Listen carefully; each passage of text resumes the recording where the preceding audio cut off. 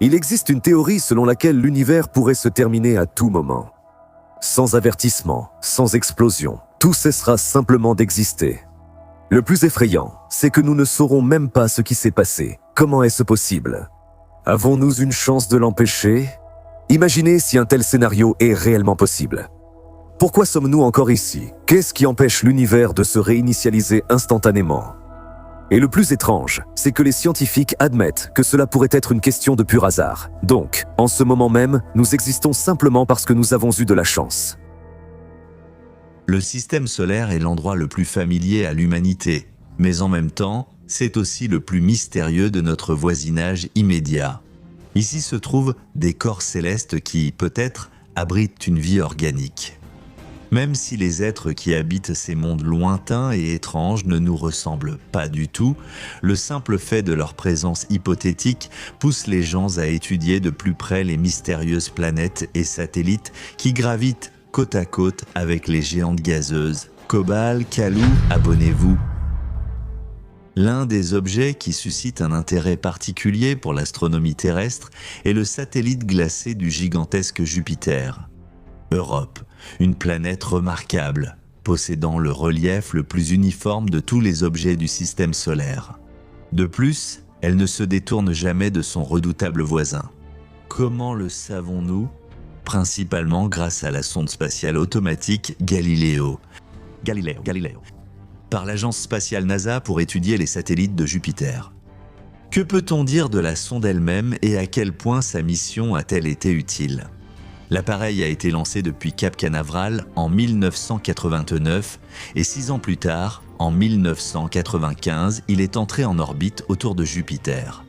Cette station a réalisé une percée. Elle a été la première à larguer une sonde dans l'atmosphère dense de la gigantesque planète et à observer de près les grands satellites galiléens. Galileo est resté près de Jupiter jusqu'en 2003 et a transmis 30 gigaoctets d'informations précieuses vers la Terre.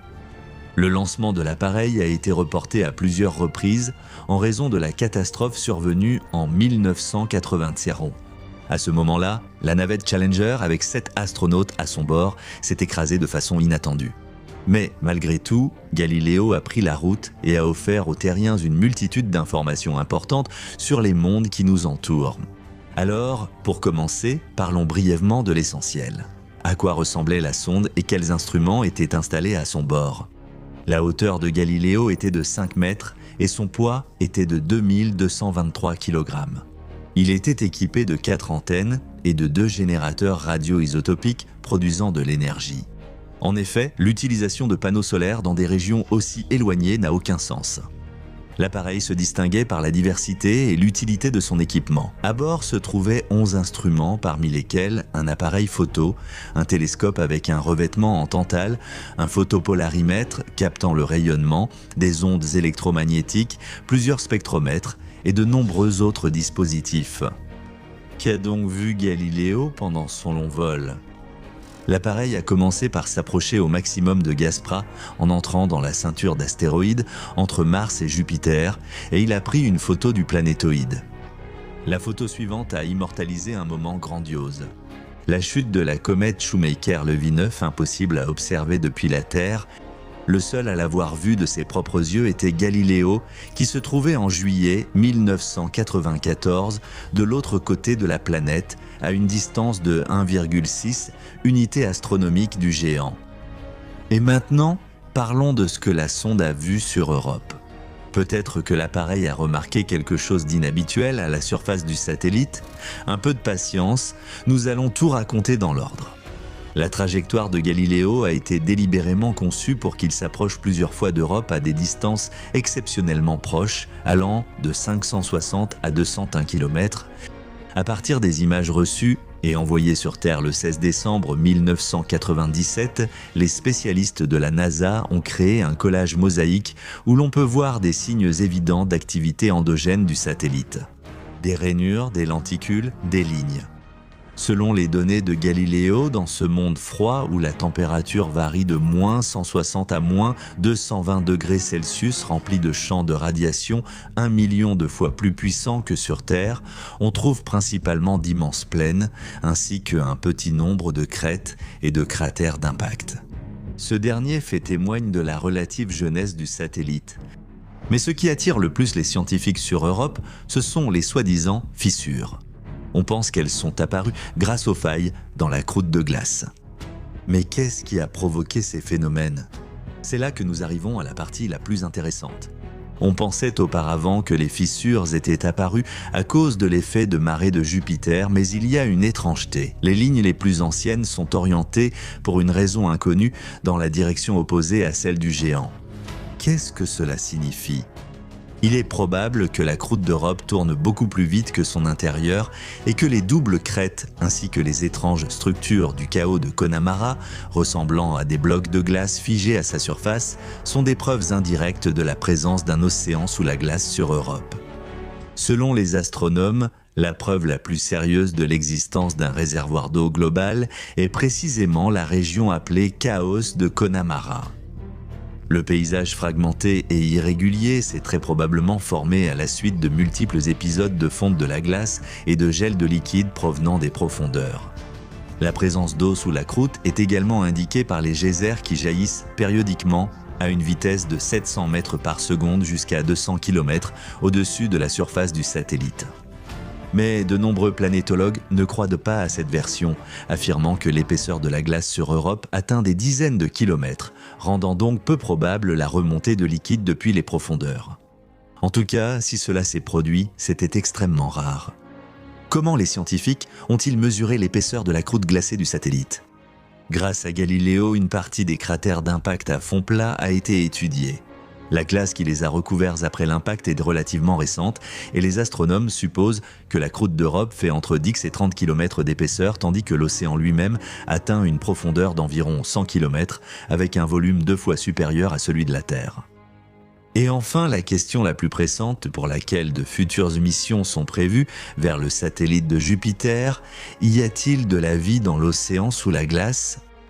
Le premier contre-argument est le niveau de radiation extrêmement élevé qui stérilise la planète et détruit toutes les structures viables, ainsi que des conditions incroyablement rudes, qui excluent l'apparition de matière organique. Mais il y a une nuance. Il ne s'agit pas de la surface d'Europe, mais de l'océan sous la glace. Par exemple, sur Terre, il existe des colonies entières d'êtres vivants qui vivent confortablement dans des sources volcaniques des grands fonds où aucun rayon de lumière ne pénètre. Et la vie des mollusques peu exigeants dépend du processus d'oxydation du sulfure d'hydrogène.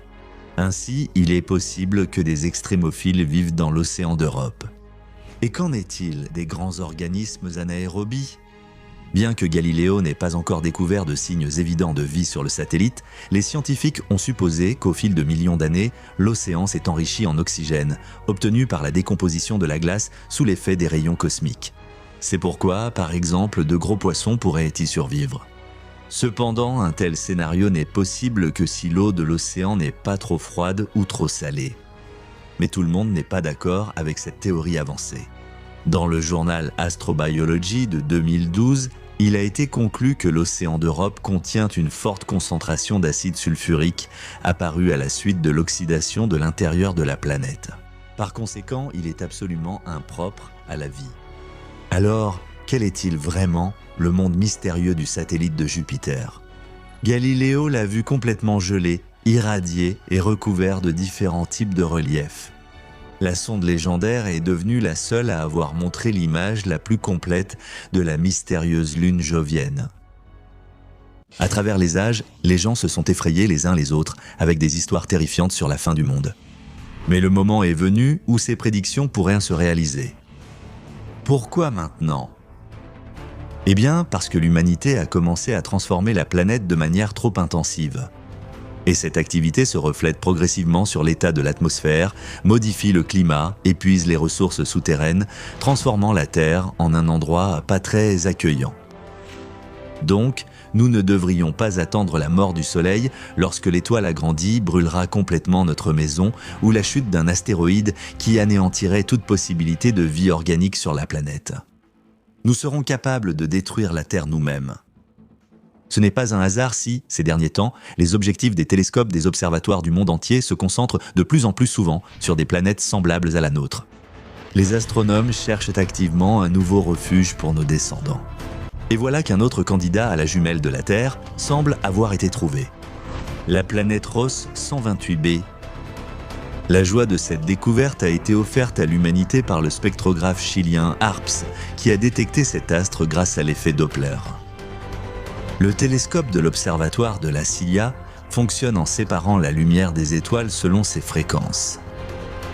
Dans la science moderne, on sait que non seulement les étoiles attirent les planètes, mais aussi l'inverse. C'est pourquoi même de petits corps peuvent perturber le spectre stellaire. Il a fallu 10 ans au spectrographe pour capter avec certitude ces faibles oscillations et ainsi découvrir Ross 128b. Quelle est cette planète et pourquoi la considère-t-on comme habitable, voire peut-être habitée? Pour l'instant, c'est la deuxième exoplanète la plus proche après Proxima du Centaure B. Elle se trouve à 11 années-lumière de nous, ce qui, à l'échelle de l'univers, représente littéralement l'arrière-cour du système solaire. Comme d'habitude, le double terrestre a une étoile parente, une naine rouge appelée Ross 128. Sa masse n'est que d'environ 0,17 fois celle du Soleil, son rayon est de 0,19 et l'âge de l'étoile est à peu près identique au nôtre. La température de la photosphère de cet astre est bien plus basse que celle du Soleil. Par conséquent, la zone habitable de cette étoile se trouve plus près. Par conséquent, Ross 128b s'inscrit parfaitement dans la zone de la boucle d'or. Cela l'ajoute automatiquement à la liste des planètes où l'eau pourrait exister à l'état liquide. C'est la condition essentielle à l'apparition de la vie telle que nous la connaissons. Cependant, il y a un problème. Périodiquement, de puissantes émissions d'ultraviolets et de rayons X surviennent, ce qui ne favorise pas le développement de la vie, mais la détruit en quelques secondes. Il y a une chose qui rassure. D'après les premières estimations, Ross 128 est plus calme que Proxima du Centaure. C'est pourquoi il reste de l'espoir quant à l'habitabilité de l'exoplanète pour les humains. Mais revenons à l'astre lui-même. À quoi ressemble ce monde lointain que nous ne pouvons même pas encore observer directement sans utiliser de méthodes de détection indirecte? La planète est située 20 fois plus près de son étoile. Mais en raison de la faible température de son étoile, elle reçoit presque autant de lumière que nous recevons du Soleil. C'est-à-dire qu'à la surface de Ross 128b, les températures restent dans une plage tout à fait acceptable. De moins 60 à plus 20 degrés Celsius. L'année sur la planète ne dure que 10 jours. Mais peut-être que cet astre est entièrement recouvert d'un océan, constamment secoué par des tsunamis incroyablement puissants, comme dans l'un des décors du film Interstellar. Les scientifiques affirment qu'un tel scénario est peu probable. En fait, la masse de Ross 128b est d'environ 1,4 fois celle de la Terre, ce qui permet de la classer parmi les planètes telluriques. Il est fort probable qu'un jour, les extraterrestres découvriront un paysage de rochers nus et de falaises éclairés par la faible lueur d'une naine rouge. Évoquons une autre préoccupation des astronomes. Les objets situés aussi près de leur étoile mère, comme c'est le cas pour Ross 128b, à une distance de 0,05 unités astronomiques, soit 0,05 unités astronomiques ou 7 479 894 km sont généralement attirés vers l'étoile par les forces de marée. Cela favorise la capture de la planète, ce qui fait qu'elle présente toujours la même face à son étoile. Il n'est pas nécessaire d'être astrophysicien pour comprendre ce que cela implique. Un côté ressemblera à un désert brûlé, tandis que l'autre sera comme un immense congélateur. Dans un cas comme dans l'autre, des conditions aussi extrêmes ne favorisent ni l'apparition ni le maintien de la vie. Donc, il est peu probable que les futurs colons soient accueillis chaleureusement. Nous avons aussi une bonne nouvelle à vous annoncer. Si, dans les siècles à venir, nous n'organisons pas d'expédition vers Ross 128b, c'est elle qui viendra nous rendre visite. On a récemment découvert que la planète se dirige vers le système solaire et dans 79 ans, elle sera plus proche que Proxima du Centaure.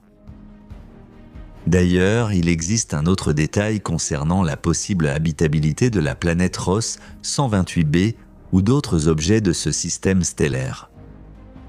L'astre a été découvert en 2017.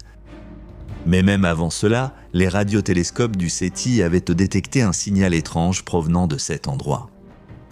Ne vous empressez pas de zapper sur les infos sous le coup de l'indignation. Le son fut ensuite attribué à des interférences d'un satellite géostationnaire, mais les graines du doute avaient déjà germé. C'est pourquoi la communauté planétaire continuera à observer, même s'il est peu probable que le signal appartienne à ces mêmes extraterrestres que nous cherchons en vain depuis des décennies. D'un autre côté, en raison de la relative proximité du système Ross 128, notre équipement est capable de détecter des fluctuations plus faibles. Donc, si une civilisation semblable à la nôtre vit sur cette planète, sans même atteindre le premier niveau sur l'échelle de Kardashev, il serait étrange d'attendre d'elle un indice plus clair de son existence. Malheureusement, ces dernières années, le grand public s'est habitué à penser que si nous avons des voisins intelligents, ils devraient au minimum construire une sphère de Dyson ou être entièrement passés à l'intelligence artificielle. Nous n'acceptons rien de moins, mais il est inutile d'en discuter maintenant. Le temps jugera aussi bien les optimistes enthousiastes que les sceptiques invétérés. En fait, Ross 128b est un exemple classique de jumelle hypothétique de la Terre avec une masse, une taille et une température similaires et située dans la zone habitable de son étoile hôte. La recherche de ces systèmes stellaires et de leurs exoplanètes est devenue une priorité majeure de la dernière décennie. C'est précisément à cela que s'est consacrée la mission Kepler et après la mise hors service du télescope, le lancement d'autres projets similaires est prévu.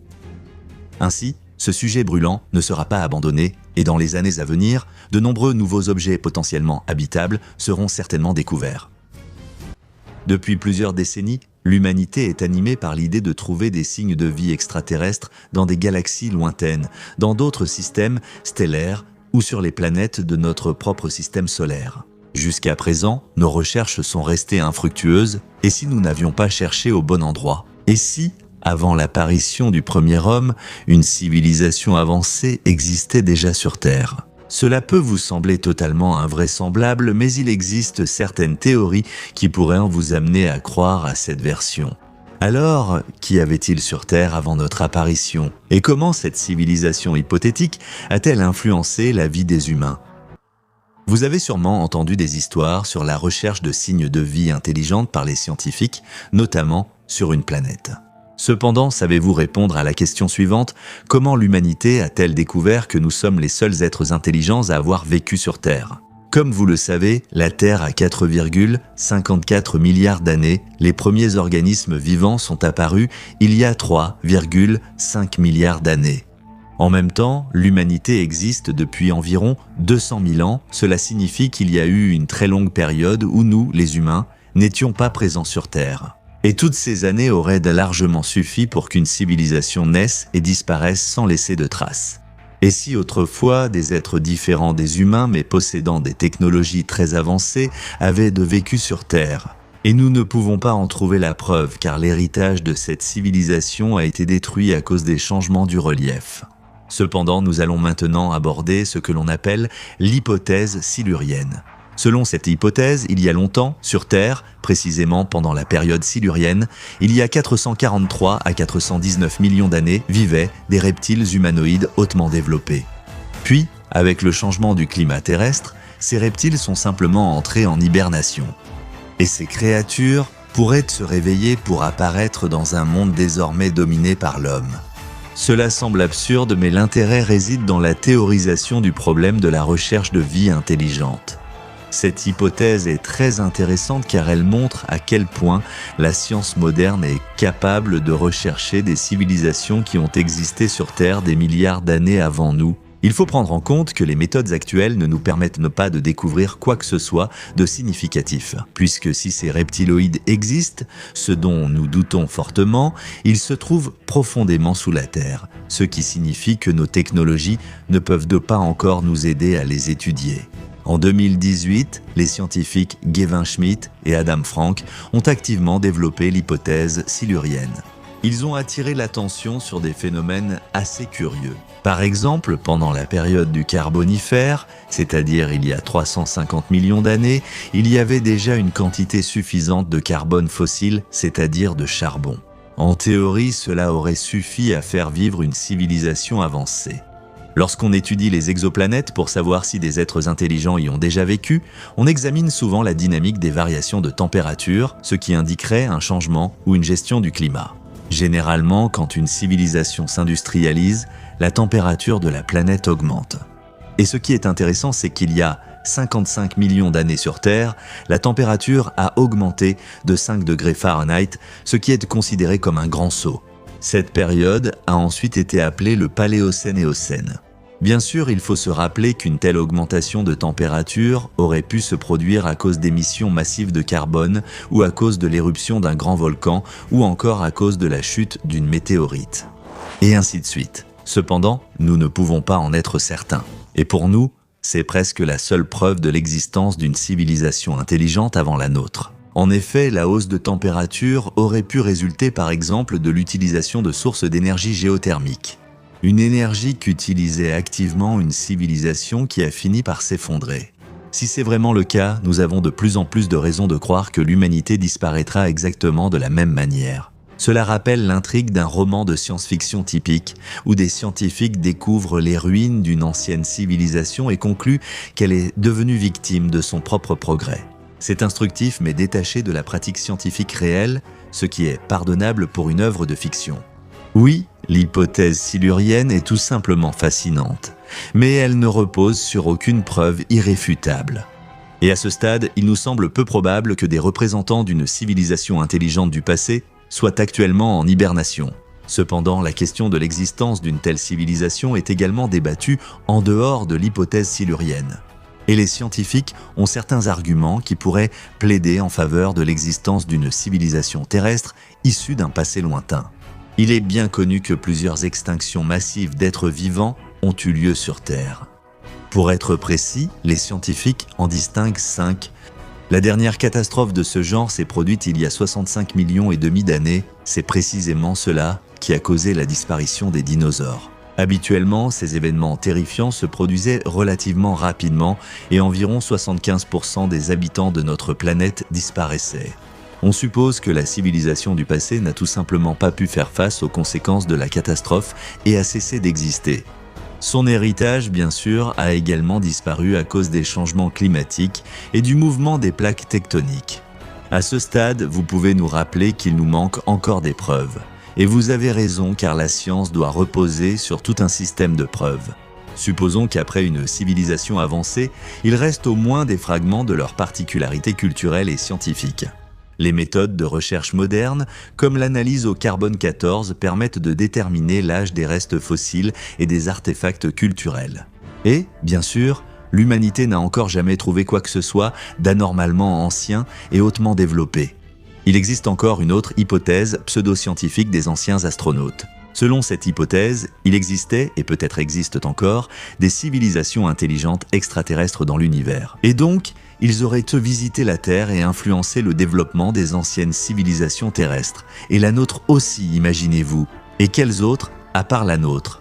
Il y a plusieurs hypothèses. La civilisation maya. Bien qu'ils aient cessé d'exister dès le IXe siècle, les Mayas ont réussi à affoler le monde entier en 2012. En effet, c'est à ce moment-là que leur calendrier s'est terminé, ce qui a provoqué une véritable panique parmi les futurs platistes et les fans de reptiliens. Ils y ont vu un signe de la fin du monde. Comme vous pouvez le voir, rien ne s'est passé. Cependant, il convient de noter que le calendrier Maya possède un système de calcul complexe pour leur époque. Ajoutez à cela que cette civilisation possédait des connaissances avancées en astronomie et en mathématiques. Comment ont-ils acquis de telles connaissances? Est-ce que quelqu'un de l'extérieur aurait pu les aider? Non.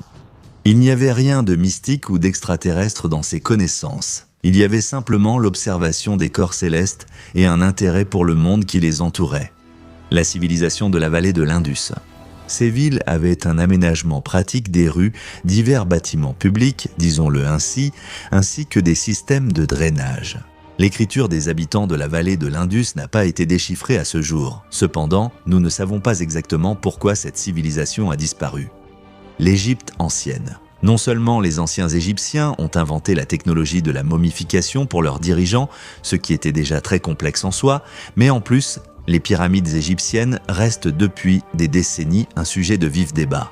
Comment les anciens pouvaient-ils construire de telles structures colossales en pierre ? La théorie de l'implication d'extraterrestres circule depuis longtemps dans la culture populaire. La Mésopotamie antique, les Sumériens avaient aussi des connaissances avancées en mathématiques. Ils nous ont offert des inventions comme la roue et certains types de moyens de transport. Leur mythologie est également intéressante.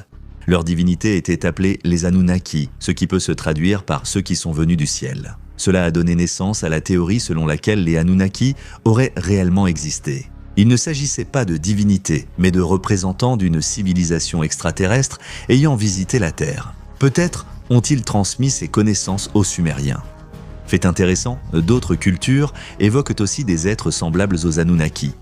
Par exemple, la Bible hébraïque mentionne des Néphilim qui étaient des géants. Selon les Saintes Écritures, ces êtres étaient le fruit de l'union entre des anges déchus et des femmes terrestres. En général, il existait une hypothèse assez populaire, mais d'une stupidité absolue, selon laquelle les Anunnaki seraient venus sur Terre depuis la planète Nibiru. Quels arguments soutiennent l'idée que ces êtres seraient d'anciens astronautes venus d'une autre planète ?